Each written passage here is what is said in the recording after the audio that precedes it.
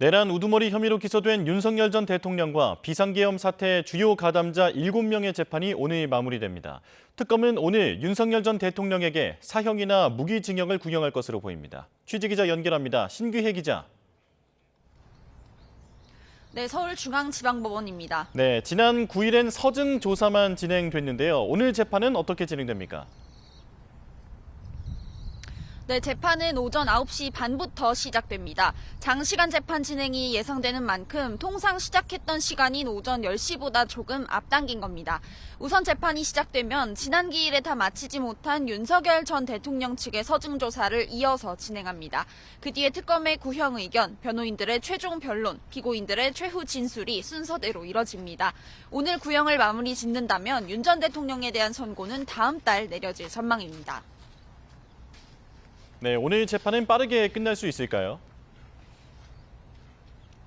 네, 지난 기일 김용현 전 장관 측 서중조사에 오랜 시간이 걸리며 재판이 자정을 넘겨 마무리됐습니다. 특히 김 전 장관 측이 서중조사에 8시간을 쓰면서 침대 변론, 시간 끌기가 아니냐는 비판이 일었는데요. 이후 이하상 변호사가 유튜브에 출연해 일부러 지연 전략을 펼친 거로 해석될 수 있는 발언을 하며 논란이 더 커졌습니다. 일각에서는 재판을 진행하는 지기현 부장판사의 소송 지휘 능력에 대한 지적이 나오기도 했습니다.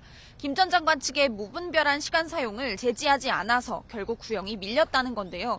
변호인단이 장시간 변론을 펼칠 거라고 이미 예고한 만큼 오늘 재판도 밤늦게 끝날 가능성이 있는데 재판부가 오늘은 무조건 결심 절차를 마무리하겠다는 의지가 강해서 재판 진행이 어떨지는 좀 지켜봐야 할 거로 보입니다. 법원 주변에는 오늘 윤 전 대통령을 지지하는 측과 처벌을 촉구하는 측 모두 집회를 하겠다고 예고한 상태인데요. 재판 시작까지 아직 좀 시간이 남아있는데 어느 정도 사람들이 모여 있고 법정 앞에도 줄이 길게 늘어서 있습니다. 네, 가장 관심이 모이는 게 특검의 구형량인데요. 특검은 오늘 구형에 앞서 회의도 진행했죠. 그렇습니다. 특검은 지난 8일 원대 복귀했던 검사들과 특검보들까지 내란 혐의 수사를 했던 이들이 모두 모여 회의를 진행했습니다.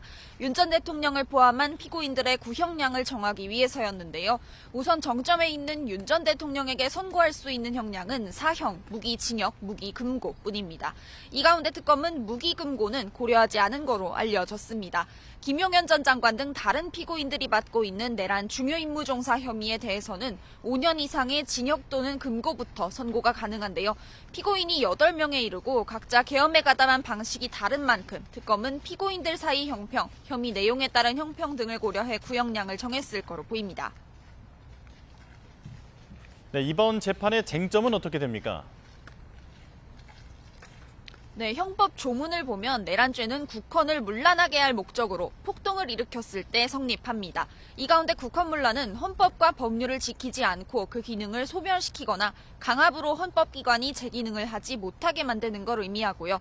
또 앞선 전두환 씨의 내란죄 판례에 따르면 이 폭동은 목적이 달성되지 않았더라도 기수로 인정됩니다. 그래서 윤 전 대통령 측은 비상계엄 당시 병력 투입의 목적이 질서 유지라는 점을 재판 내내 강조했지만 특검은 윤 전 대통령이 계엄을 통해 정치적 반대 세력을 없애려 한 것으로 규정했습니다. 이와 함께 비상계엄의 적법성, 필요성도 중요한 쟁점입니다. 이 가운데 계엄 필요성과 관련해선 노상원 전 정보사령관의 개인정보보호법 위반 혐의 1심에서 간접적으로나마 판단을 내렸는데요.